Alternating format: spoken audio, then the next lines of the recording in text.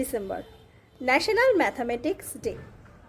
1887 সালের তামিলনাড়ুর ইরোডে 22 ডিসেম্বর জন্মগ্রহণ করেছিলেন বিখ্যাত গণিতজ্ঞ শ্রীনিবাস রামানুজন। তারই এই বার্থ অ্যানিভার্সারি উপলক্ষে 2011 সালে তৎকালীন প্রধানমন্ত্রী মনমোহন সিং ঘোষণা করেছিলেন যে 22 ডিসেম্বরই তার জন্মদিবস উপলক্ষে ম্যাথামেটিক্স ডেটা সেলিব্রেট করা হবে।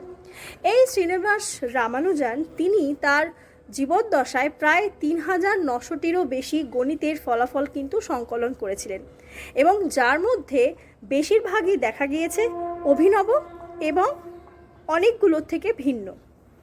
তার এই গণিতের অবদান কিন্তু অনস্বীকার্য। তোমরা আমাকে কমেন্ট করে বলো তো, এই 22 ডিসেম্বর ভারত ছাড়াও আর কোন দেশে ম্যাথামেটিক্স ডে সেলিব্রেট করা হয়? Thank you.